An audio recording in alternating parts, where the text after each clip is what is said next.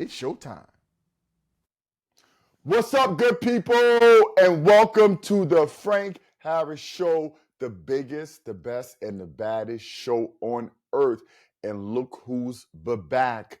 My boy, Dominican E. Now, E, you know we had a big controversy last episode that we shot together, but I'm not going to get into that. Okay. What's up, E? What's going on? What's going on? There's some good stuff going on in sports. Let's talk about it. As long as you don't call me racist, we good. E. I don't know if I'm gonna call you Dominican E right now. Yeah, I might have to call you racist E. That's what I said on the last post. No, I'm just E. Listen. Yes. So E, listen. I know it's a lot of great things that's happening in sports, E, but I gotta kick this off because I posted something on my Instagram. The real Frank Harris is my Instagram, and it's going crazy, E. And a lot of comments. I got to get your feedback on this, E, before we get into the sports, okay? Because you know, on this show, we talk about topical issues, real issues. We speak the truth. E, Drake and Kendrick Lamar beef. My comment was, it's horrible for the Black community, okay? You got two Black men that are tearing each other down, speaking negatively about one another, two of the biggest heroes in the Black community, hurling, most of the time, false accusations against each other, causing beef. I mean, it's acidic, the type of things that they're saying about each other. And then you have Universal Music, the distribution company that both artists are signed to, collecting all the money. So the white executives from the white company sits back while these two Black men tear each other down, tear each other's communities down, create beef. And as we know in our community, unfortunately, these beefs quite often lead to people dying, people getting hurt, et cetera, E. And it's very hard for me to sit by and watch. All right. And some people are saying it's a sport, it's beef, and all of this kind of stuff. And I'm getting so many comments from white people as well telling me how it's a sport, it's all in good fun, but it's not hurting their communities. As you know, we are struggling here in America. Black people are, E, not being racist, but Black people are struggling. And having our two biggest heroes going at each other's head so negatively is something that I just can't stand by and watch while the white community calls it a sport and the white record labels make the most money from it. What are your thoughts about it, E? Talk to me, E. Man, you got a lot to say there. First of all, I'm going to say this. You know, rap battles and rap beef been going on since rap, was officially, kicked off in the early 80s. So all, these rap battles has always been existence. It's always been a sport. So when you look at it, it comes from a good place where it's sport, it's competition. But we've seen so many of these rap beefs go left, right? We had the Biggie Smalls and Tupac, and how that played out. So we can see how it goes left. We can see. And by the way, and that caused a coast hating a coast. Yes. Right, not just Biggie and Tupac. It was a whole West Coast of Black community hating the whole East Coast of Black community. More lives lost, more people got killed. Right? But can I just ask you a question? Yes. Why do we keep calling this thing a sport and it's happened forever, right? When people did it in the 80s and they beefed, first of all, the level of toxicity and how they spoke about each other was nothing close to what we get today. That's number one. Yeah. And number two, E, let's not forget this, right? We keep calling this thing a sport, okay? So why don't we have these white labels then having white artists beefing with white artists in their genres, right? Why? I mean, because, it's funny how it's a sport and it's cute and this what Blacks do is, right, they beef. But now, why do they not proliferate, okay, or support white artists beefing? You never see that. No, never see that.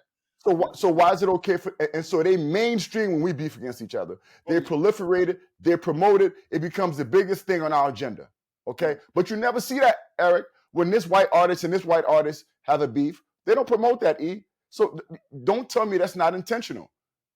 Oh, it's definitely intentional, Frank. It's definitely intentional. Right. But even when you call it a sport, you kind of excuse it to say, well, it's been going on since the 80s, is what Blacks do. I mean, that's what it was. That's how it generated. It generated from a sport. I mean, I could go back to KRS-One and Queens and what was that? Queensbridge when they had that little. Yeah, KRS-One was beef with MC Shan, right? Queensbridge, the Boogie Down Bronx, South Bronx. Yes, E. Those early beefs. But E, it's nothing close to what happened in these other beefs, though, E. No, because of the gangs.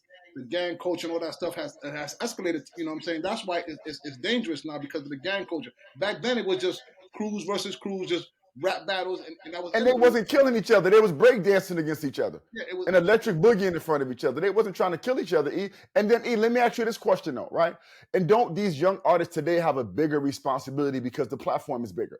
Back then, hip-hop was just growing, right? Going through growing pains, evolving, changing, etc. Now, hip-hop is at the forefront of music, one of the biggest genres in the world.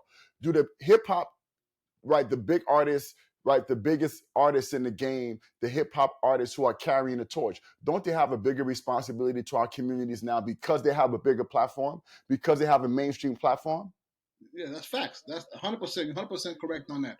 I mean, 100% correct on that as far as, tearing each other down. That's not good for the community. That's not good for our leaders, as far as this genre of music, right? Drake is one of the biggest artists in the world. Kendrick Lamar is one of the biggest artists in the world. And Yes. we tearing each other down.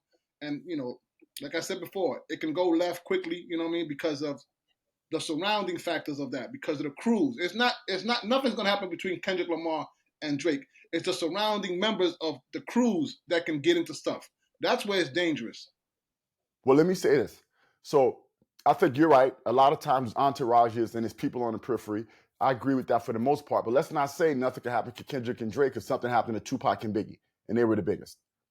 Right? So let's not say, so we hope nothing happens to Kendrick and Drake. Yes. Right? But, and by the way, this is the other element of it that people ignore. Then what happens is, and I think somebody got shot outside of Drake's house. Is that not correct? A crazed Kendrick Lamar fan came by and shot somebody that was protecting Drake's house. Okay, so that's and I don't think the person died, but that's some violence that happened as a result of it. But then what happens, Eric, is everybody jumps in the fray. So now it's 20 beefs, right? Then this artist start beefing with this artist. Then Drake is beefing against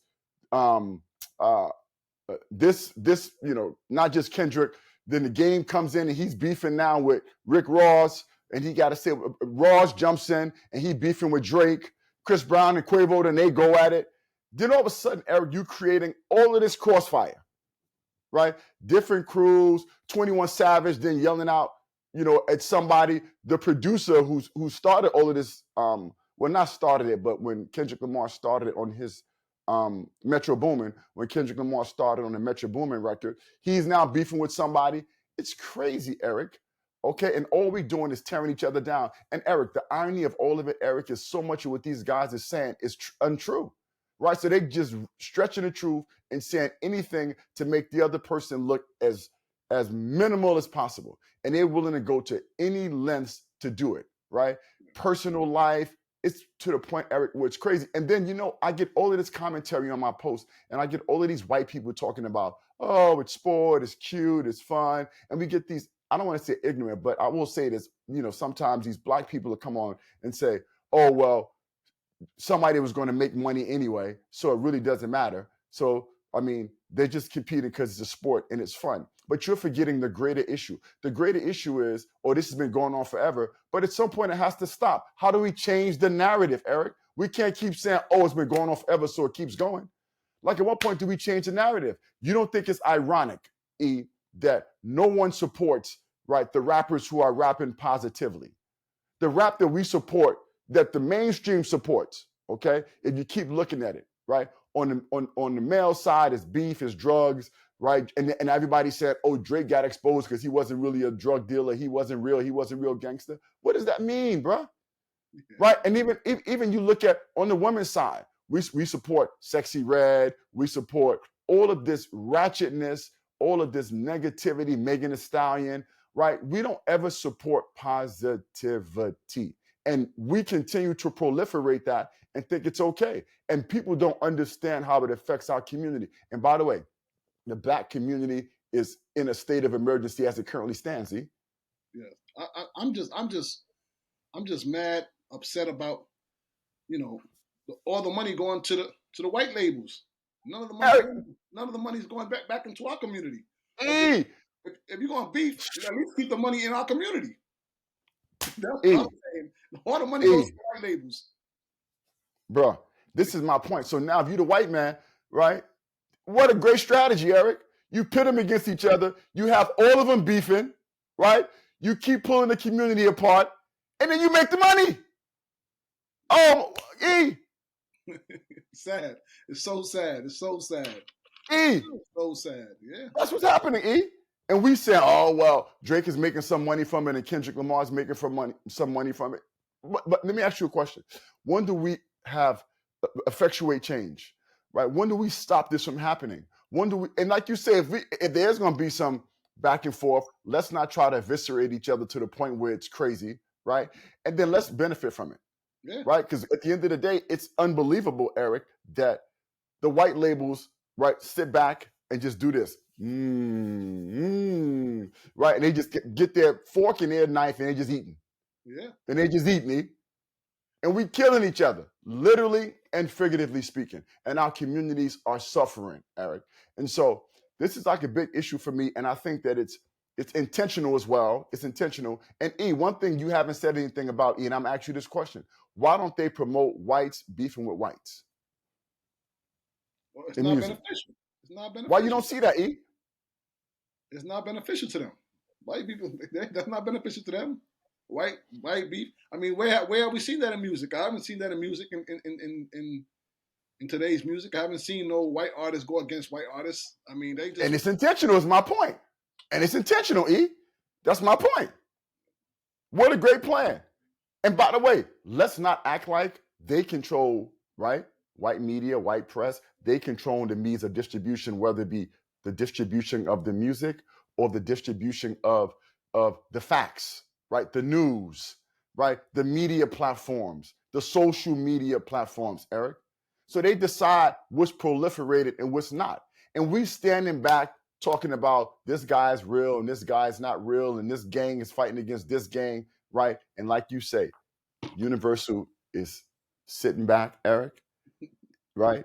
Stirring the pot, getting that check, right? And collecting the check. So anyway, E, I had to jump into that, E, right out the gate, right off the bat. I'm disappointed by it. You understand what I'm saying? And I just hope that I'm using my platform to try to effectuate change. I want positivity in our communities. We need to continue to grow and elevate and make change, right? And support each other, not tear each other down in such a harmful and terrible way. All right. So I had to bring that up, E. I want to switch gears now, Eric. I got to switch gears, E. And let's switch gears to the Los Angeles Lakers swinging and striking out. Swinging, E. I know you like baseball, E, because you got your boy Manny Ramirez behind you, okay? The Los Angeles Lakers swung for the fences, E, and struck out with Danny Hurley. Yeah. Swung for the fences and struck out. I know you know Danny. You understand what I'm saying? I know you like Danny Hurley, E. Give me your thoughts. 6 years, $70 million. Hurley said no, and he's going back to UConn. Yeah, I mean, I never thought he was going to take the Laker job, just because he's an East Coast guy, and I don't think the bright lights of LA was attracted to that.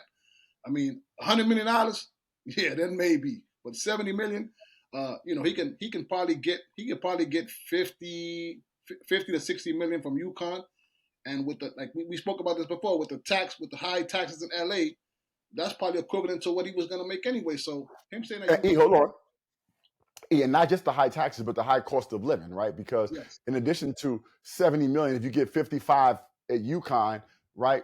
LA is the highest tax state in America, number one. So in addition to the higher taxes is the cost of living, right? Think about what kind of crib you could get for $3 million in LA, compared to the crib you can get for $3 million in Connecticut. Okay. So in addition to, like you say, E, the taxes, the cost of living is way higher, right? So your gas is higher, your cribs are higher, your restaurants are higher. So that 70 becomes even less, Eric, in addition to the taxes for Hurley, okay? So six year at 70 is crazy. Like I said to you yesterday, E, if they went to 100, it's a different conversation, right? UConn can't get close to that, okay? And if you were trying to make a splash higher, go to the 100. Go to the 100, E, if you're trying to make a splash. And guess what? But E, let me tell you one of the problems, E. You know why it's hard to get to 100, E? Because you still got to pay Darvin Ham and Frank Vogel. Yeah. Because you can't keep a coach. Yeah. E. That's a fact. That's a fact. You still play Ham and Vogel, Eric, because you keep firing coaches every 2 years. Yeah. Talk to me, E. But I think, what the Lakers' strategy was? We'll make him the 5th highest paid coach. Right, and they thought that was going to be the attraction. Oh, we're going to make you the 5th highest coach. No NBA experience, coming out of college. What is 5th highest coach? E, what does that mean to anybody? 5th highest? So what? Make him the second highest if you're trying to do something. You're the fifth highest paid coach in the NBA. What does that mean, Eric? Top 5. Fifth highest? You Top think somebody 5. says top 5? I mean, come on, bro. So, and by the way, Eric, I think there's a great issue here. I think LeBron wanted Redick, right? I think I've said this to you before. I think AD said, I don't want Redick, and it's AD's team now. This is no longer LeBron's team. It's AD's team first. And I think right now they're going with AD. Because if not, Redick would have had the job. By the way, Redick goes on the LeBron him and LeBron put a podcast together, right? You start to hear these reports that LeBron and his people probably put out about Redick is the guy. He's so smart. He's so this, he's so that. And all of a sudden, I think AD said, stop. No, I don't want Redick. And they had to pivot. Okay. They pivoted to Hurley with arrogance. They pivoted to Hurley with arrogance, Eric. The arrogance that said, this is the Los Angeles Lakers. We are the Los Angeles Lakers. Okay. And so when we put an offer in front of you, you're going to take it. Okay. And they did that, Eric. And they put a mediocre offer in front of this guy, and he laughed at him, Eric. And by the way, let's not forget this about Danny. He also said no to Kentucky. Yes. Right? So he said no to the number one college historical team, you could argue, right? UCLA, Kentucky, top 3 or 4, yes. Right? Top 3 to 4 to 5. UCLA, Duke, Kentucky, Kansas, by the top 4 programs. Said no to them, right, E? Then said no to the Los Angeles Lakers, one of the most historic, maybe the most historic franchise in the NBA, right? So Lakers, you dropped the ball again. You swung and you missed, okay? You struck out with Danny Hurley. Danny goes back to UConn. Now, E, I also didn't think Danny was a good guy for the NBA yet either. And let me tell you why. He's a screamer. He's running up and down the sidelines screaming. You can't scream at NBA players. No, you can't. You can't do that. You can't do that. That's a fact. He's a screamer. I mean, I think he's better today at the college game. He has to continue to evolve, tone down, mellow out a bit. I think Danny, by the way, is one of the best coaches in the world. Right? I think he's a fantastic coach. And by the way, pedigree-wise, father's a Hall of Famer, right? He played at Seton Hall. Brother played at Duke and was one of the best point guards in the history of basketball. And brother now is the head coach at Arizona State, right? Father, again, Hall of Famer at St. Anthony's, historically one of the best high schools basketball programs in the history of basketball. And now Danny did a phenomenal job. He started as a college assistant, then coached the high school St. Benedict's in Jersey for 9 years, Eric, right? Plied his trade at the high school level, then got Wagner, low Division I job, and got him to the NCAA tournament, Wagner in New York City. Then got the Rhode Island job, Eric, mid-Division I job, recruited players that were better than that level, got to the NCAA tournament again, then got UConn and won 2 national championships. Coaching is in this guy's blood, E. The guy is a great coach. You can't take that away from him, but the Lakers dropped the ball, E. And now, what happens now, E, for the Lakers? Next step, what happens, E? Wow, next step is they got to make a splash. They got to make the next. I think Jay Wright's the guy. For me, Jay Wright's the guy. I think that's the next guy. You know what I mean? He's a New York City, New York vibes. He give you that LA vibe. Well, I think he's a PA guy, but you're right. He got New York slickness to him. Yes, I think he's a Pennsylvania guy, I believe, but he's a New York slick, city slick kind of guy. City slick kind of guy. And then this guy's been a lifer his whole entire life. You know what I'm saying? He was on Rolly Massimino's Villanova. He was on that staff. Then went over to Hofstra, I believe. Built that program. So this guy's been around coaching his entire life, right? And now he built Villanova to a great program, right? I think they won 2 national championships, right? So now he's the guy. He's out of basketball right now. I think he's out of basketball because of the new wave of college basketball. I think he was fed up with that. I think he didn't want to deal with that. Took a couple years off, and now he's the guy. I think he's the perfect guy for the LA Lakers. Jay Wright, he's the guy. Well, let me say this: he's not the perfect guy. Let's say he may be a good guy that's available now, right? The perfect guy would have been a seasoned guy with NBA coaching experience, etc. Right? Jay Wright is not the perfect guy. He's a college coach his entire career. Like you said, was great at first as an assistant, took the job over at Hofstra, was great at Hofstra with Speedy Claxton, right? A New York Queens guy, Christ the King.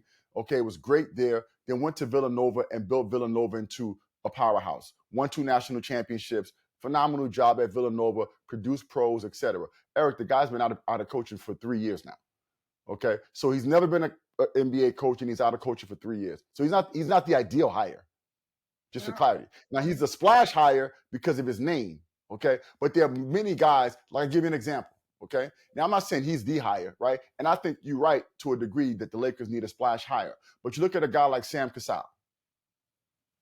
Okay, I'm just bringing him up. You look at a guy like Sam Cassell. Now the problem with him is I don't think he interviews well. Would be my guess. But look at him in terms of what he's been able to do. Right, he's been a high-level assistant on championship-level teams. And he went to Boston this year, and he may win another championship. Yes. Right? You think of James Borrego, right? He's an assistant coach he's assistant coach in the NBA. I think he had the Charlotte job for a minute. He's another big hot name that people are talking about. Rick Adelman's son, who's the assistant coach over at Denver. He got some rings, obviously. Got a ring, excuse me. He's a name. But those names are not splash hires. And after you strike out with all of these guys, including Hurley, the Lakers need a splash hire, Eric. And so it may have to be Jay Wright, which I don't think is the right hire, to be honest with you. But he's a big fish or a big name out there that you can try to get and try to lure him away. I got this question, Eric, and maybe the answer is no. Is there another college coach out there, right? Because they offered Hurley 70, right? I'm pretty sure there got to be some college coach out there with a big name, like with the coach from Kansas. Bill Self takes 70 to leave Kansas and go, or give him 80 to leave Kansas and go to LA. Do you go and try to get another big name coach and give him 80? I mean, the only guy that I could think of top of my head, and he just took the Arkansas job, is Pete Calipari. And Right. He's not going nowhere. He's not going nowhere. But I'm just thinking he's out. That caliber of coach that could come in there, and change things around. I mean, he had some NBA experience. It didn't go well for him his first go around with the New Jersey Nets. But I think he's a guy that if the Lakers want to lure him to the La La Land in LA, he's a guy. He's the name. I think Calipari, but he just signed with Arkansas, right? But I think he would have been that was the big splash name, right? But E, I'm gonna end it on this note. E, you ready? This is the last question and note. Danny Hurley turned the Lakers down. He's an East Coast guy through and through, right? Grew up in Jersey City, right? Played at St. Anthony's with his dad. Went to Seton Hall in New Jersey. Always coached on the East Coast, etc. Right? Through and through, East Coast guy. And he said he wants to coach in the NBA. Okay. At some point, Thibodeau is going to get fired. This is the nature of the game. At some point, Thibodeau got to go, right? Do you think that's the job that Hurley would take? New York City, right? The New York Knicks, right in his backyard where he grew up. Best team on the East Coast, right, in terms of franchise historically. Well, not historically because the Celtics have won more. So let me not say that. But very big name program, right? Very close to where he grew up. The Knicks, or at some point, the Celtics, right? Because the Celtics are right in UConn's backyard. But I think the Knicks or the Celtics, that's the job that I think Hurley will get next. One of those two, if he keeps winning at UConn. Yes. Knicks or Celtics? Those are the two. I'm going with the Knicks on this one, boy. We need a splash like Curry. Curry comes in there. Knicks or Celtics. But remember, Boston is very close to where UConn is, right? That New England area. So that's in that area. So the guy's doing a good job. What's his name? Mazzulla. What's his name? Yeah, he's doing a good job. Yeah, he's okay. He's all right. By the way, Mazzulla may be the funniest coach. And you see his interviews? Yes. They're like, hey, did you see when they said, hey, did you see the royal family when they came to visit? But the royal family was in town. Did you get a chance to meet him? He said, was Mary, Joseph, and Jesus here? he said, royal family, you mean Mary, Joseph, and Jesus? Yeah. I didn't know Mary, Joseph, and Jesus were in town. Yeah. Oh my goodness. Then they talked about black head coaches, which I think he should have acknowledged that. He also said the black head coaching, the two black head coaches. And he said, I wonder how many of them are Christian. Yeah. So I love the way, he stands firm, professes his faith, love it. He could have acknowledged that it's amazing to have two black coaches in the finals. He could have acknowledged that. But by the way, he's a pretty funny guy. I think he's a little in over his head right now, right? But I think he'll grow into a good coach. So I think Mazzulla's a guy that's, on the rise. If he wins the championship, obviously that would be a really positive thing. Frank, one more thing before we switch. We touched on it I think we spoke about it when Michael Finley took the beer out of Luka's hand when he was having a post-game interview or something like that. And I thought it was genius of Mike Finley to take that away from him. I thought it was just him protecting the brand, protecting Luka. And I thought it was genius of Mike Finley saying, right now, this is not the moment. I'll have that for you. I have 3 of them cold for you when you finish the interview. I think that was great of him. I think that was, a way of protecting his player and protecting the brand. Luka, being the brand in the NBA. I thought that was, I thought that was genius of him. That was too much. I know you felt different about that. That's too much, Eric. I mean, come on. The guy's having a beer after the game. That doesn't affect his brand, bro. Like Mike, when you win a championship, they popping champagne in the locker room, bro.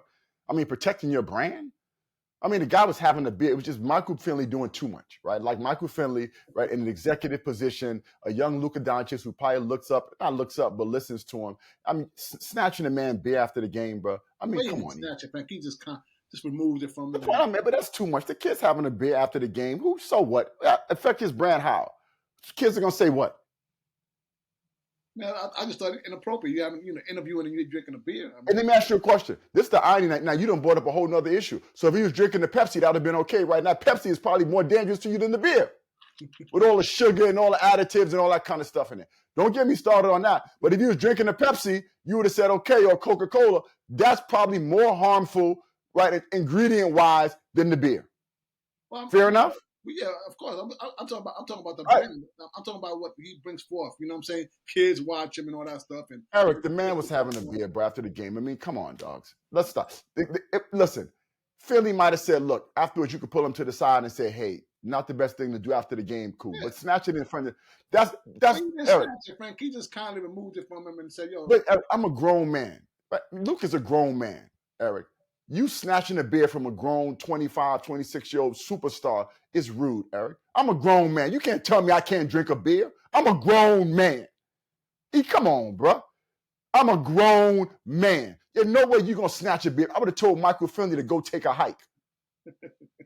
That's what he should have told me. Man, he should have said, man, if you don't get out in front of me with that, I would have really messed up my brand then. I would have really messed up my brand then, E. Because Michael Finley that's extra, Eric. That's extra. You could have said to him after the game, maybe, hey, Luka, maybe it's not the best thing to do to have that. Boom, boom, boom. Hey, Luka, boom, boom, boom. Right, E? Maybe you do that, but you don't take it in front of the man. Now it goes viral, and you diminishing the man. He's a grown man, Eric.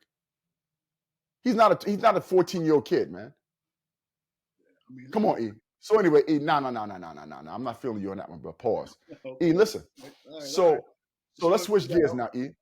Let's talk about another big topic that's going on right now. Caitlin Clark snubbed from the women's Olympic team. Caitlin Clark did not get an invitation. And it's, of course, a big thing because everything about Caitlin Clark is a big thing, E. Some people thought she should have gotten the invitation because it was good for the WNBA and continuing to grow the brand. And she's the most popular player right now on any WNBA roster, even though she's not one of the better players in the league yet. She's the most popular. And a lot of other people felt like she didn't deserve it. She doesn't have the experience, the know-how. And there were 12 players in the league that deserved it more than she did, E. Where do you come down in that topic?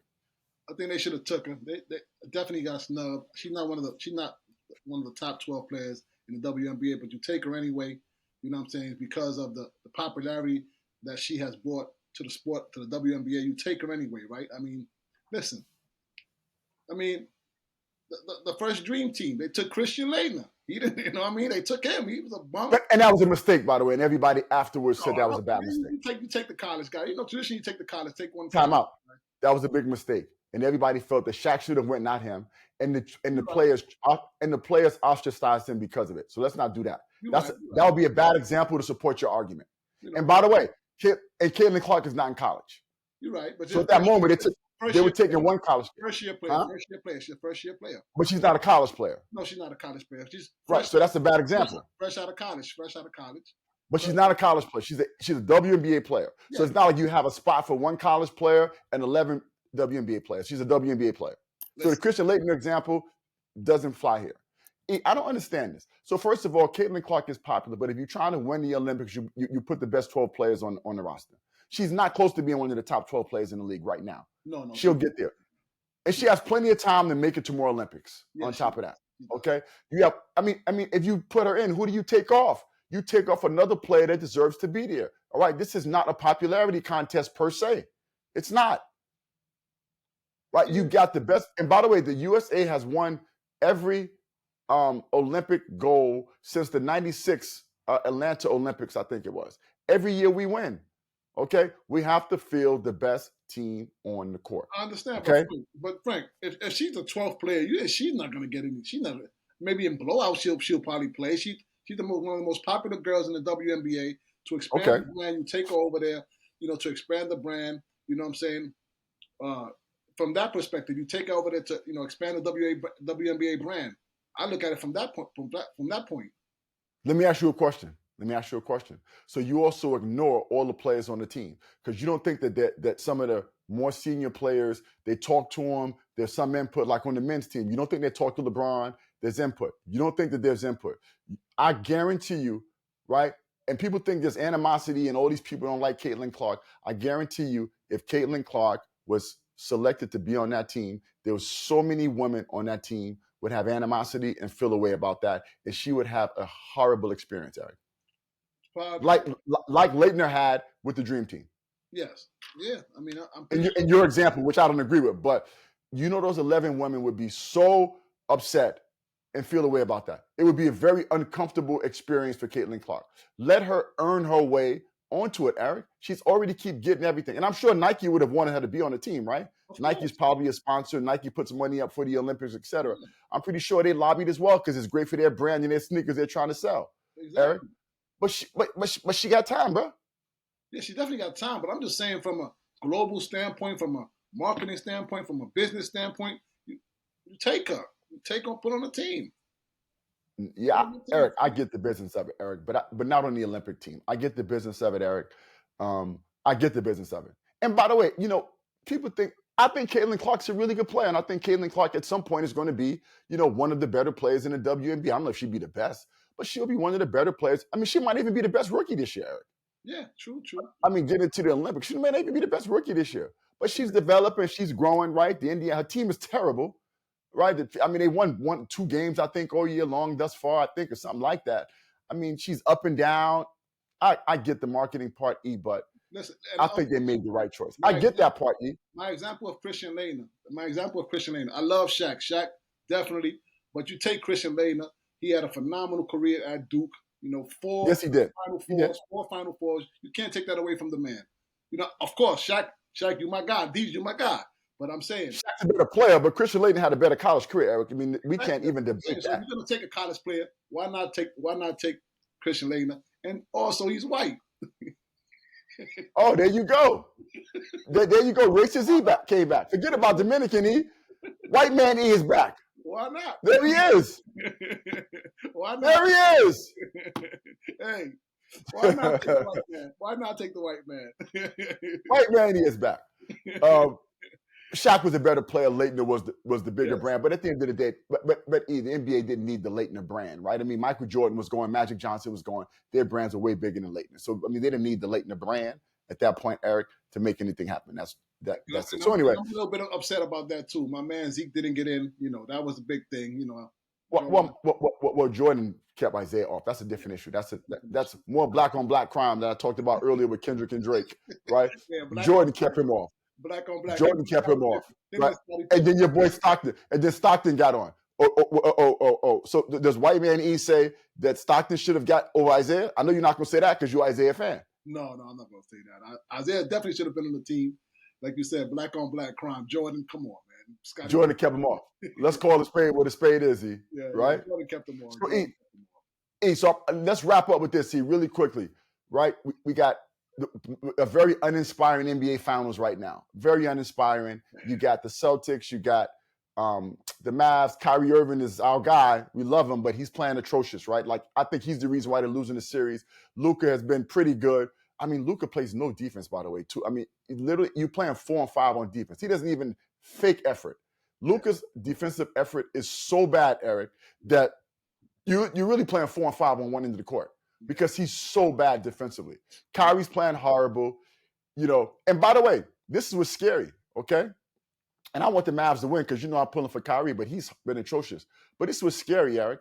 Boston is up 2-0, and Tatum and Brown haven't played well yet, right? Yeah. Game 1, the best player you can argue on the court was Porzingis. Yes. You could argue Porzingis was the best player on the court. He did a lot, right, to help win Game 1. And Game 2, Jrue Holiday was the best player on the court. Yes, yeah. So they have 2-0 right now, and Tatum and Brown have been mediocre. Yeah.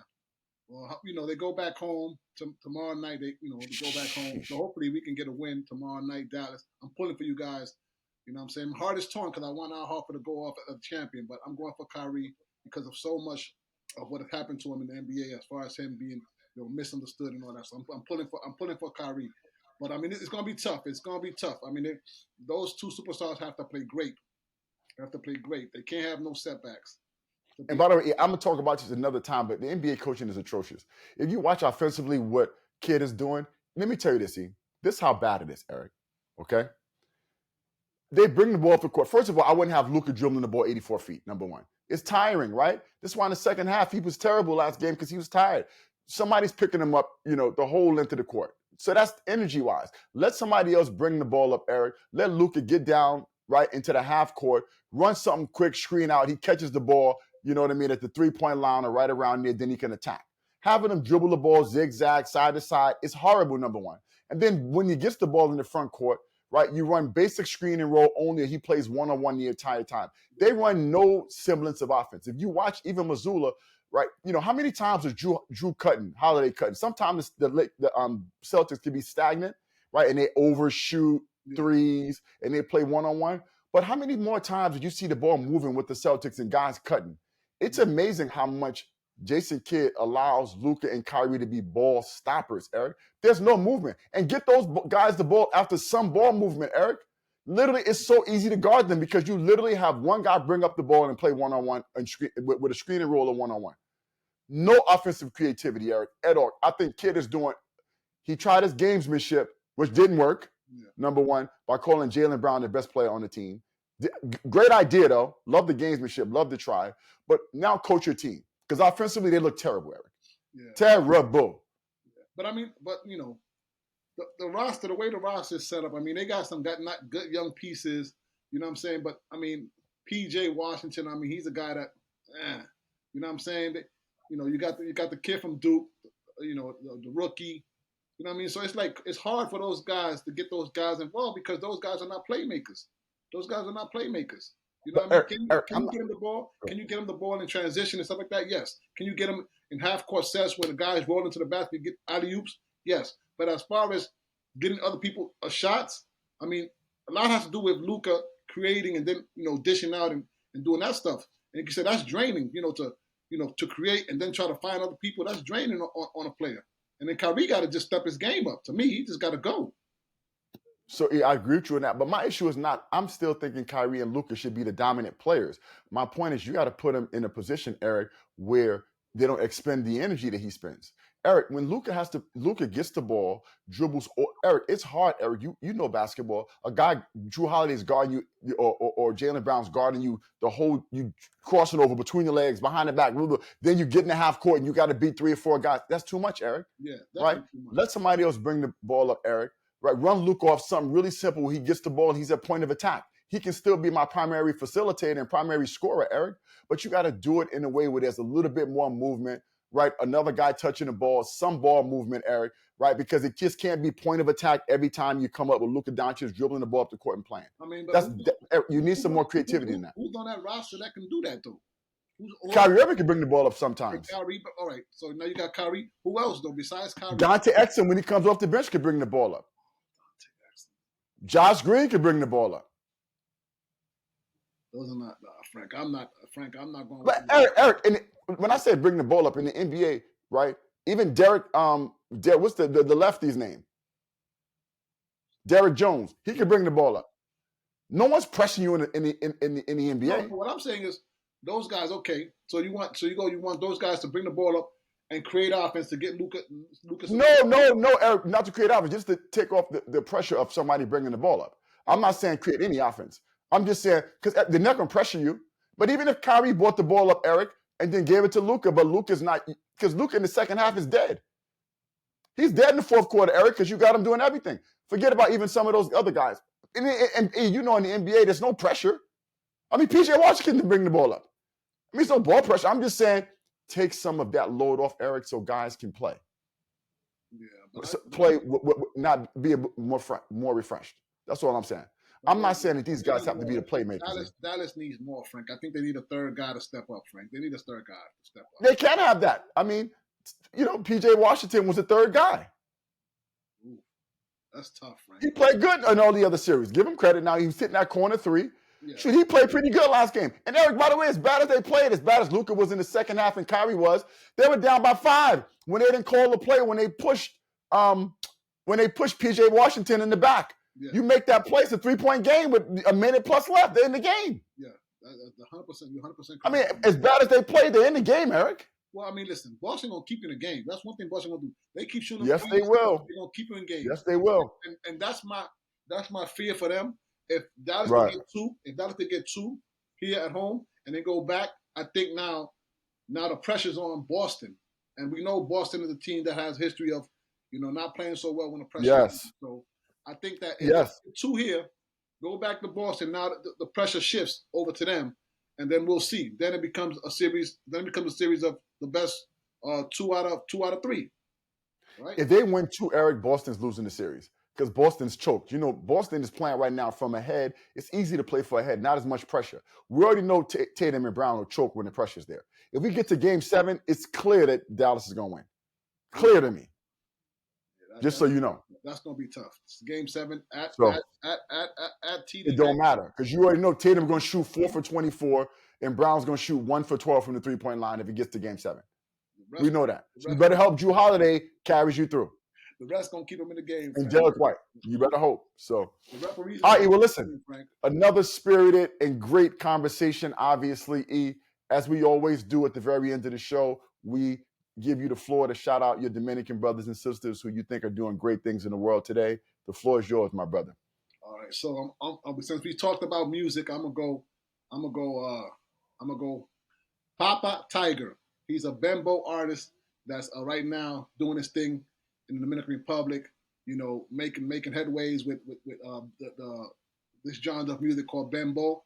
So he's definitely one of the guys to look out for in the near future with this, you know, this new genre of music that they created in the Dominican Republic. Is a mixture of reggae, it's a mixture of reggaeton, it's a mixture of all these genres of music put together, and it's called bembo. So Papa Tiger, he got a song out right now. You know, it's right now killing the airwaves. So Papa Tiger, de lo mío. All right, Papa Tiger, keep doing your thing. E, we out, E. As always, it's great. Like and subscribe. Everybody show love. Comment. Love when we get the comments. Let's keep it going. One love. We out. We out.